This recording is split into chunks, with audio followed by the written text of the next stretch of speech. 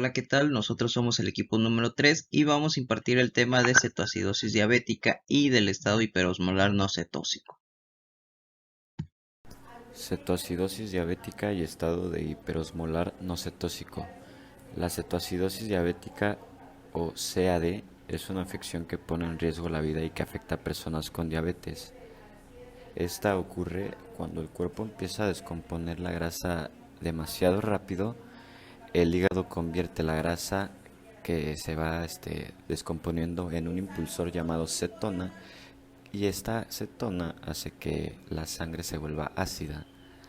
Eh, Hay complicaciones graves es una complicación grave de la diabetes en la que el cuerpo produce un exceso de ácidos en la sangre. A esto se le llama cetonas, y esta enfermedad aparece cuando no hay suficiente insulina en el cuerpo.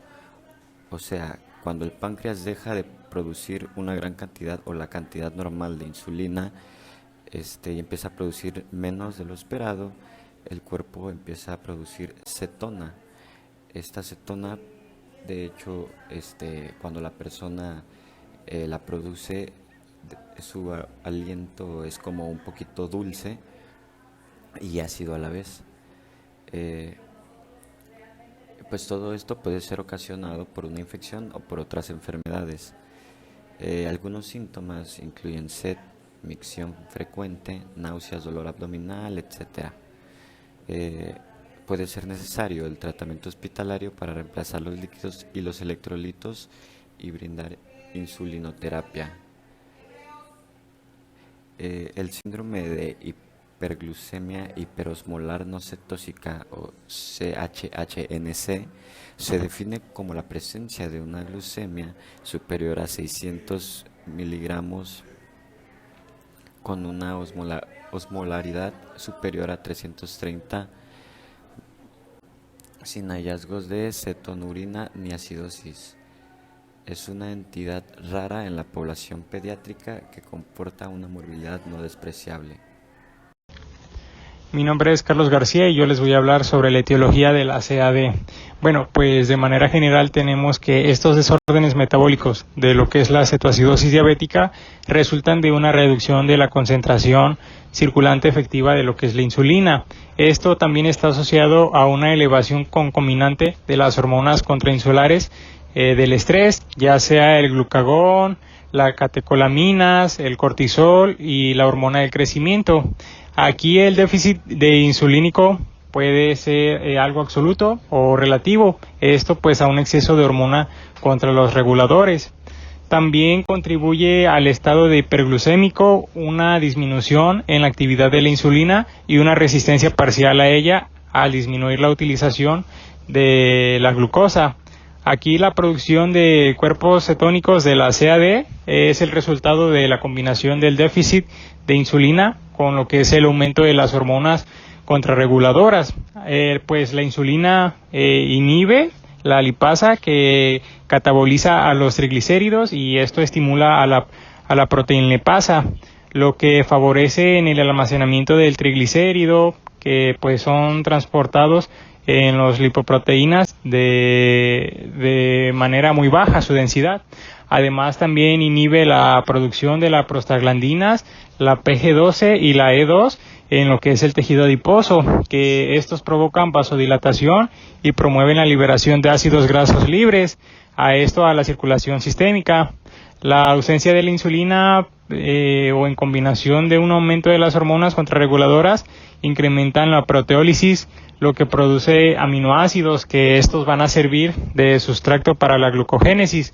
Como consecuencia de la hiperglucemia, pues se produce glucosaria, que al superarse el umbral de reabsorción de la glucosa, esto aproximadamente pasando los 240 miligramos por decilitro, pues esto determina la aparición de diuresis osmótica y pérdida de agua, y también lo que es electrolitos, que pueden llegar a la hipovolemia, y esta a su vez también a la disminución del filtrado glomerular, con lo que es la exacerba aún más de la hiperglucemia y la cetonemia al disminuir su eliminación. Etiología del estado hiperosmolar no cetósico. Antes de empezar, hay que recalcar que pues esta afección es una complicación de la diabetes mellitus tipo 2 y tiene una tasa de mortalidad algo significativa, que pues está estimada hasta de un 20% más alta que la mortalidad de la cetoacidosis diabética, que actualmente tiene menos del 1%. Bueno, suele aparecer después de un periodo de hiperglucemia sintomática en la cual la ingesta de líquido es inadecuada y no puede evitar la deshidratación extrema que es generada por la diuresis osmótica inducida por la hiperglucemia.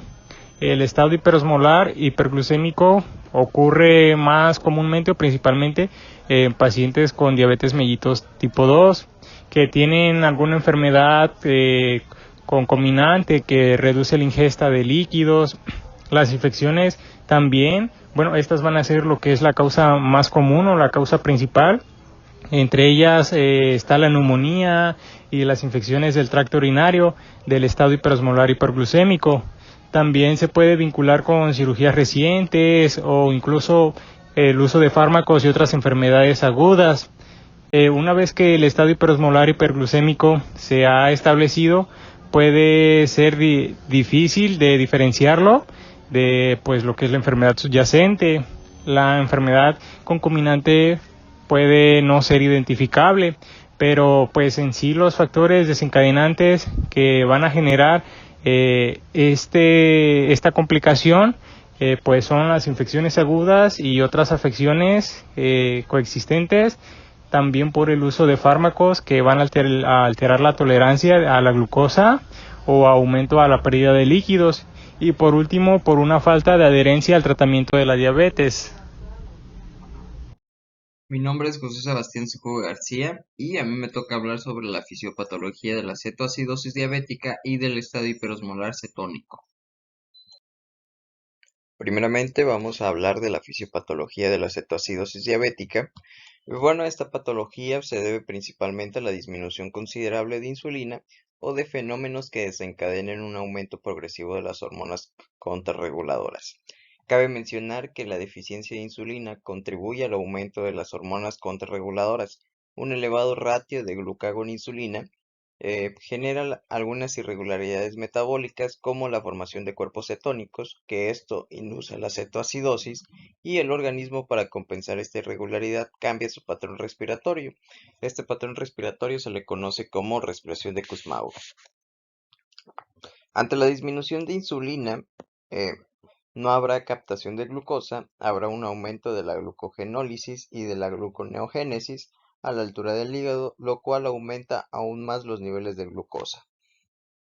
También habrá una disminución del desplazamiento del potasio hacia las células. Esta hiperglucemia, acompañada de la formación de cuerpos cetónicos, van a inducir a una alteración de fluidos y de electrolitos, lo cual va a generar una diuresis osmótica. Esta diuresis osmótica va a generar deshidratación. Esta deshidratación va a desencadenar otras anomalías como hipotensión, taquicardias, oliguria, que oliguria es la baja producción de orina debido a una disminución del filtrado glomerular. Por último, vamos a tener una alta secreción de aldosterona de manera secundaria, que esto va a originar una pérdida de potasio por medio de la orina.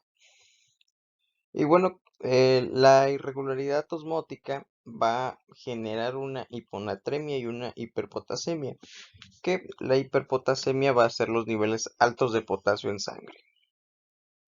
Y eso sería todo de la fisiopatología de la cetoacidosis diabética. Pasamos a la fisiopatología del estado hiperosmolar no cetósico, y bueno, este es causado, a diferencia de la cetoacidosis, por la diuresis osmótica y la deshidratación, que estas son en consecuencia de una hiperglucemia. En el estado hiperosmolar sí hay producción de insulina, pero esta solo será suficiente para no producir lo que es la lipólisis. Recordemos que durante este proceso existe la formación de cuerpos cetónicos, que esto lleva a una cetoacidosis. Esta producción de insulina va a ser insuficiente para frenar el proceso de gluconeogénesis y de glucogenólisis, lo cual lleva a que los niveles de glucosa se disparen hasta el cielo, siendo mayores a 600 miligramos por decilitro. Esta hiperglucemia por gradiente osmótico va a crear una deshidratación celular, también va a provocar el aumento del filtrado glomerular, que a través de la orina habrá pérdidas considerables de potasio y sodio, y en este punto se comienza a desarrollar una diuresis grave acompañada de la incapacidad de reabsorción de glucosa por parte del riñón. Aquí nuestro paciente perderá agua equivalente a un 20 a 25% de su peso corporal total, y esto sería aproximadamente de 8 a 12 litros de agua. Y eso sería todo. Buen día, les voy a hablar sobre el cuadro clínico de la citoacidosis diabética. Para empezar debemos saber sus síntomas. En estos están la sed excesiva, una sequedad oral, poluria, debilidad, sensación de cansancio y somnolencia, mareos y cefalea, así igualmente como náuseas y vómitos. Va a haber un dolor abdominal, un dolor torácico, alteraciones de la conciencia hasta el coma. En estos pueden consistir los síntomas del cuadro desencadenante si es que está presente. En los signos vamos a tener lo que es la hipotensión, la taquicardia y la respiración de Kussmaul, que es un tipo de respiración que se caracteriza por ser profunda y forzada. Va a haber una deshidratación, en esta va a haber pérdida de peso, disminución del tugor de la piel, también igualmente va a haber una disminución de los reflejos tendinosos, fetor cetósico, va a haber un rubor facial, hipotonía ocular y va a haber una defensa abdominal como es la periodontitis. Clínico del estado hiperosmolar no cetósico. Para empezar debemos ver los exámenes de laboratorio que nos van a revelar una glucosa en sangre mayor de 600 miligramos por decilitro, una osmolaridad sérica más de 320. En esta no habrá citoacidosis y por lo general habrá un aumento del BUN y de la creatinina. En este lo que más se generaliza son las debilidades, al igual que los calambres en las piernas, deficiencia visual, polidipsia y dolor abdominal que se resuelve espontáneamente después de la corrección de la alteración metabólica. Luego tenemos también otros síntomas que son la deshidratación, que esto va a llevar a otros síntomas como la taquicardia, la hipotensión, la membrana mucosa seca y la turgencia de la piel. Luego en los síntomas neurológicos vamos a tener cambios del estado mental, ya que a medida que la enfermedad progresa, los pacientes pueden llegar a ser confinados a una cama, confusos y letárgicos, y van a tener convulsiones que van a estar presentes hasta el 25% de los casos. En este igualmente va a haber una respiración de Kussmaul, que esto es más como lo había dicho, es más común en la citoacidosis diabética, pero puede ser encontrada en los pacientes con un estado hiperosmolar hiperglucémico si tiene acidosis láctica.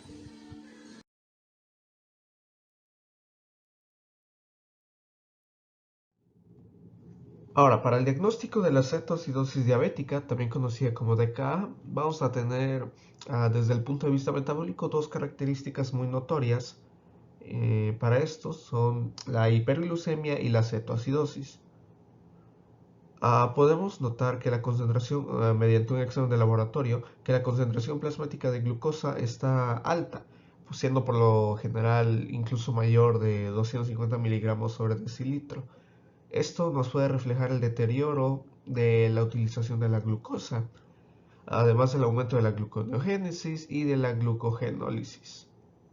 También nos puede mostrar la depuración renal reducida de glucosa en presencia de descenso de la tasa de filtración glomerular. La diuresis osmótica va a estar relacionada con la excesión de glucosa y esto suscita una reducción del volumen intravascular y decremento del agua, sodio, potasio, fosfato y magnesio corporales totales. Las osmolaridades plasmáticas están calculadas en más de 340 miliosmoles sobre kilogramo y están relacionadas con coma. La osmolaridad plasmática, más que la acidemia, se correlaciona de manera más estrecha con el estado de conocimiento de la DKA. El pH en la sangre arterial está bajo y en ausencia de enfermedad respiratoria coexistente es parcialmente compensado por una reducción de la PCO2. La acidosis es de origen metabólico y se acompaña de un hiato aniónico, el cual se calcula al restar las concentraciones combinadas de cloruro y bicarbonato de la concentración sérica de sodio. Esta concentración sérica de sodio puede estar alta, ser normal o incluso estar baja, pero siempre hay depresión del sodio corporal total. En la DKA también hay una disminución grave de la concentración corporal total de potasio, en un promedio de 5 a 7 miliequivalentes sobre kilogramos de peso corporal. Esto se produce por diversos factores, entre ellos un intercambio de potasio intercelular por ion hidrógeno extracelular, el deterioro del movimiento del potasio, del ion de potasio, hasta las células en el estado insulinopédico. Hay un aumento de la excreción urinaria de potasio consecutivo a la diuresis osmótica y cuando hay contracción de volumen intravascular, hiperaldosteronismo secundario. El exceso de hidrógeno en la DKA titula sistemas amortiguadores endógenos, incluso el bicarbonato sérico, lo que da por resultado disminución de la concentración de este último. Y también podemos notar, como mencioné anteriormente, una disminución de concentraciones totales corporales de magnesio y fosfato.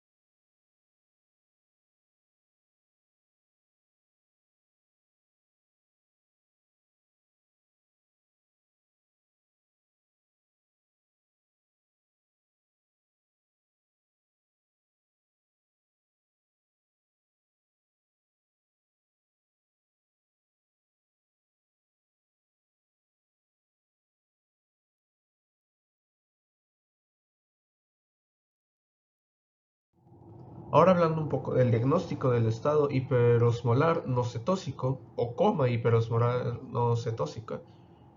Este diagnóstico va a estar basado en la sospecha clínica fuerte y las evaluaciones de laboratorio de la concentración plasmática de glucosa y la osmolalidad sérica principalmente.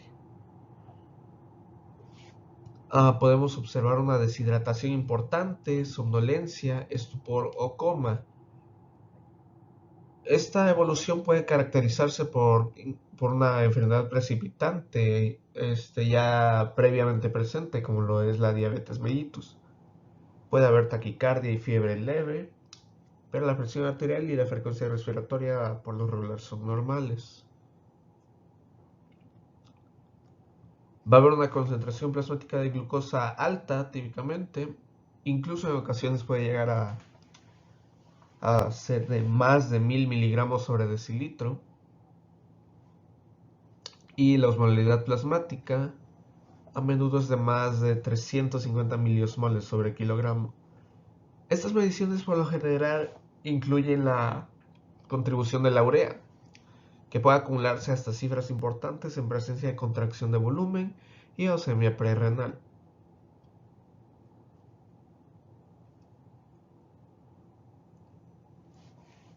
Las osmolaridades efectivas normales están dentro de rangos de 275 a 295 miliosmoles sobre kilogramo, pero en un diagnóstico, como ya mencioné anteriormente, la osmolaridad plasmática es mayor,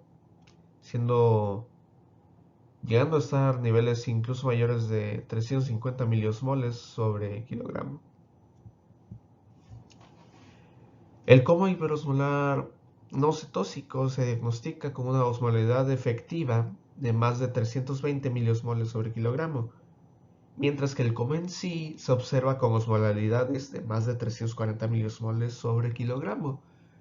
El coma a osmolaridades efectivas igual o menores a esta cifra, 340 miliosmoles sobre kilogramo, sugiere alguna otra causa, otro diagnóstico, como lo sería meningitis, un accidente cerebrovascular u otra anormalidad metabólica. Y también cabe destacar que la acidosis de hiato aniónico, por lo general no suele ser un componente importante del coma hiperosmolar no cetóxico, debido a que la cetogénesis está suprimida. Si hay acidosis de hiato, puede sugerir una acumulación de lactato, un estado de gasto bajo, toxicidad por metformina, insuficiencia renal o ingestión de tóxico coexistente. La medición de la concentración sérica de lactato, las pruebas de función renal estándar o una prueba para detectar sustancias tóxicas en la sangre nos puede ayudar a distinguir entre estas posibilidades. Mi nombre es Milenia Salgado Estrada y yo les voy a hablar del tratamiento de la cetoacidosis diabética. Este tratamiento se va a basar en 3 parámetros fundamentales: en la hidratación del paciente, en la insulinización y en la corrección de las pérdidas de electrolitos. Este tratamiento va a tener por objetivos principales restaurar el volumen plasmático y la perfusión de los tejidos, va a reducir la glucosa en sangre y la osmolaridad a niveles normales, va a corregir la acidosis y va a reemplazar las pérdidas de electrolitos y va a identificar y tratar los factores precipitantes. Como ya hay una disminución en los líquidos intracelular y extracelular, va a ser indispensable que haya una reanimación temprana y energética con líquidos. Este déficit es de aproximadamente de un volumen de 6 a 9 litros y por lo general este tratamiento de administración de líquidos se va a iniciar con la administración de 1 a 2 litros de solución salina normal isotónica al 0.9% durante las primeras 4 horas de terapia, y a medida que restituya el volumen intravascular, la perfusión renal aumente y haya un incremento consiguiente de la depuración renal de la glucosa y una disminución de las cifras plasmáticas de la glucosa, pero si en las concentraciones de volúmenes es grave, lo que se debe de hacer es la administración de un segundo litro de solución salina normal, y si este no es grave, se puede iniciar con una solución salina medio normal a una tasa de 250 a 500 mililitros por hora dependiendo del estado de volumen intravascular. Y una vez que se haya iniciado la reanimación, es necesario que se administre insulina. Esta solo se debe de administrar si es insulina de acción corta. Y en el tratamiento de la insulina lo que va a hacer es revertir el estado catabólico y la lipólisis. Va a suprimir la formación de cuerpos cetónicos y va a corregir la acidosis. Aquí la insulina va a disminuir la glucemia por inhibición de la glucogenólisis y la glucogénesis y va a estimular la captación de glucosa y la oxidación celular. En ese tratamiento de la insulina no se debe de iniciar al momento del diagnóstico, sino que se recomienda que primero se administre la terapia con líquidos. Para este tratamiento se debe de esperar los resultados de electrolitos, ya que debemos de asegurarnos de que el potasio sérico se encuentre al menos por encima del 3.3 miliequivalentes por litro. y ya una vez con esto podemos comenzar el tratamiento con la insulina. Se debe de administrar de 10 a 20 unidades de insulina regular por vía intravenosa. Se va a mezclar de 50 unidades de insulina regular en 500 mililitros de solución salina normal. Se van a desechar los primeros 50 mililitros de líquido a fin que se debe de evitar la administración de solución alterada por la unión de la solución a la tubería. Se debe de administrar por medio de un catéter junto con los líquidos por vía parental a una tasa de 0.1 unidades de kilogramos por hora. Se debe de duplicar la tasa de administración después de 2 horas en ausencia de la mejoría de la concentración plasmática de glucosa. Y cuando se consigue una concentración de glucosa estable de 150 a 250 miligramos por decilitro y se resuelve la acidosis con hiato aniónico, se podrá reemplazar la administración de insulina subcutánea y se debe de suspender la infusión intravenosa de la misma. En el tratamiento con potasio, la reposición del potasio en la cetoacidosis diabética o en el estado hiperosmolar no cetósico siempre va a ser necesaria, y esta va a estar guiada por la determinación de los electrolitos iniciales y la presencia o no de una diuresis adecuada. La meta de este tratamiento es mantener los niveles de potasio entre el 4 a 5 miliequivalentes por litro durante la terapia.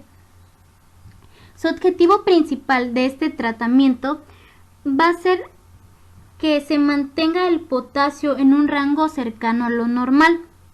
Esto puede requerir la administración de varios cientos de miliequivalentes de cloruro de potasio durante varios días. El potasio se debe de administrar por completamente una vez de que se establezca la función renal. Se debe de proporcionar 20 miliequivalentes por litro de líquidos para los pacientes que inicialmente son normopotosémicos, a 40 miliequivalentes por litro para los que son hiposémicos en el momento de la presentación. Vamos a tener que el tratamiento con bicarbonato es un tratamiento muy controversial, ya que este suplemento de bicarbonato rara la vez es necesario. Aquí solo se debe de administrar el bicarbonato sodio solo para pacientes con un pH sanguíneo menos del 7.0.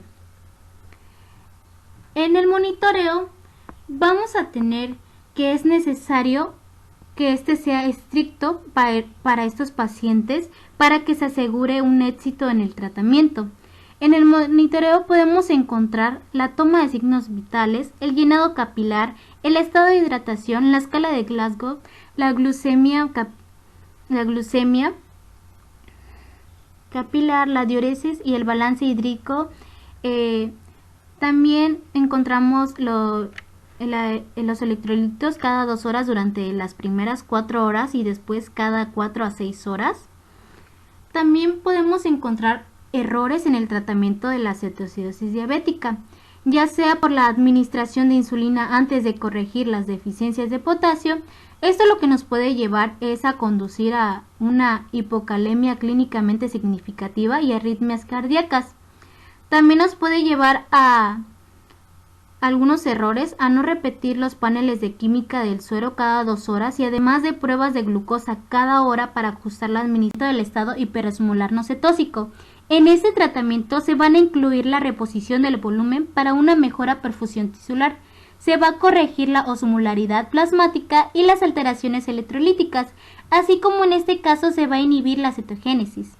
En este tratamiento se debe de iniciar el manejo con soluciones. Se debe de administrar 1 litro de solución salina al 0.9% para la primera hora. Va a constar de 3 tratamientos, por líquidos, por vía intravenosa, por insulina y por potasio. En los líquidos intravenosos se debe determinar el estado del paciente, ya sea en un choque hipovolémico, por hipotensión leve o en un choque cardiogénico. Si se encuentra en un choque hipovolémico, se debe de administrar 1 litro de solución salina por hora, se debe de evaluar las necesidades de expensores del plasma y si se encuentra en un choque cardiogénico, se debe de hacer un monitoreo hemodinámico. y si el paciente se encuentra en hipotensión leve, se debe de evaluar el sodio corregido, ya sea por sodio sérico alto, por sodio sérico normal o por sodio sérico bajo. Si se encuentra entre el sodio sérico alto y el sodio sérico normal, se debe de administrar una solución salina al 0.45% dependiendo del estado de hidratación, y si este se encuentra en sodio sérico bajo, se debe de administrar una solución salina al 0.9% dependiendo del estado de hidratación.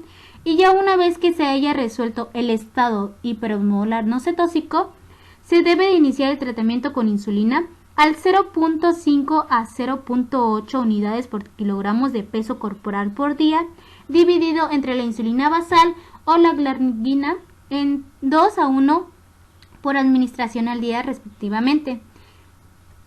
Una vez iniciado con el tratamiento de la insulina, esta debe de ser insulina rápida al 0.15 unidades por kilogramos en bolo por vía intravenosa.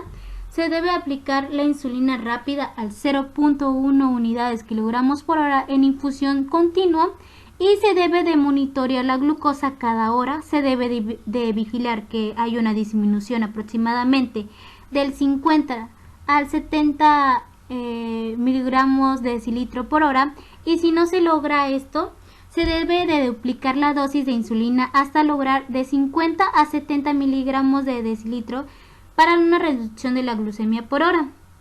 Y una vez que la glucemia llegue a 200 mililitros de decilitros, debe de cambiar la solución glucosada al 5% más salina o al 0.45% y la insulina al 0.5 a 0.1 unidades de kilogramos por hora para mantener la glucemia entre 250 y 300 miligramos de decilitros hasta que la osmolaridad sérica sea menor a 315 y el paciente esté alerta. Y en el tratamiento del potasio, si el potasio es menor a 3.3 miliequivalentes, no se debe iniciar con insulina y se debe de dar de 40 a 60 miliequivalentes de potasio en cada litro de solución. Se debe de administrar si es mayor a 40 miliequivalentes por vía central, y si el potasio es mayor a 5.5 miliequivalentes, no se debe de administrar por vía intravenosa y se deben de tomar las concentraciones cada 2 horas. Y si el potasio está entre el 3.3 y el 5.5, se debe iniciar administrando 20 a 30 milikilogramos en cada solución y se debe de mantener un potasio entre el 4 y 5 miliequivalentes. Y ya si no necesitamos monitoreo con química sanguínea y electrolitos cada de 4 horas hasta que se encuentre estable, y al mismo tiempo se debe continuar investigando el descendente del estado hiperosmolar no cetóxico, se debe de iniciar con la glucemia llegada a 250 miligramos de decilitro y se debe cambiar una solución glucosada al 0.5 más salina al 0.45% y la insulina debe ser del 0.05 a 0.1 unidades por kilogramos por hora para mantener la glucemia entre 250 y 300 miligramos por decilitro.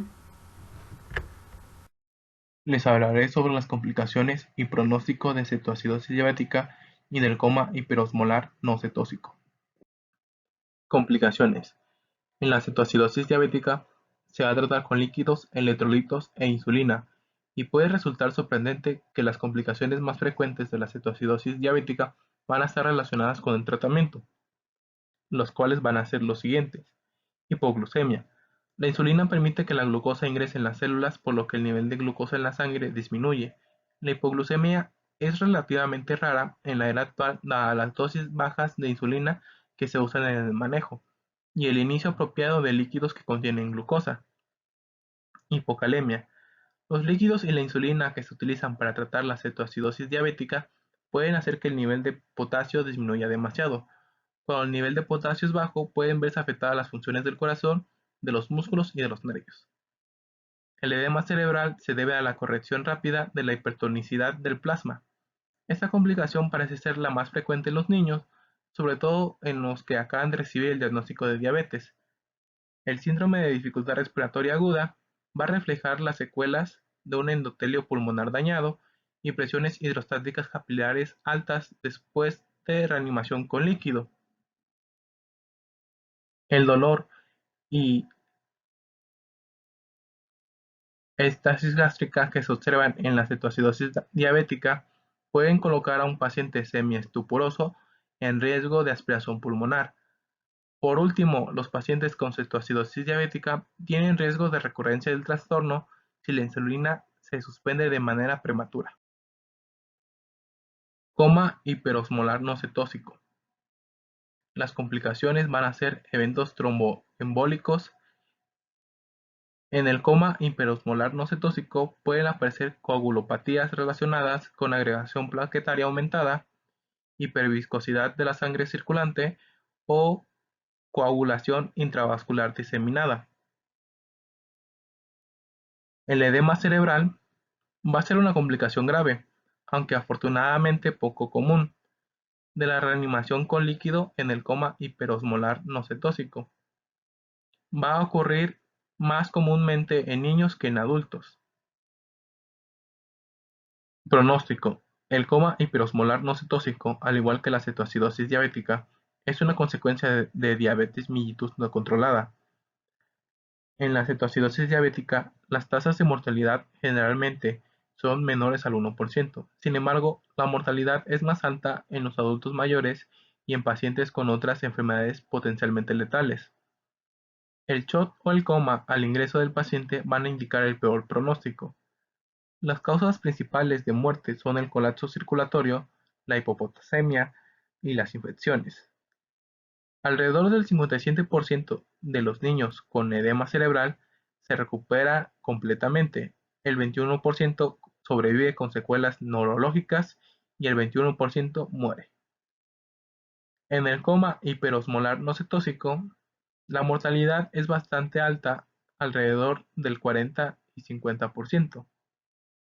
Pero con un diagnóstico y tratamiento rápido de la enfermedad, la mortalidad puede ser menos del 10%. Además, una vez que la hidratación y el balance de electrolitos son restaurados, un gran porcentaje de pacientes pueden ser tratados sin insulina. Además, la persistencia de la intolerancia a los carbohidratos puede ser tratada solo con dieta y agentes orales.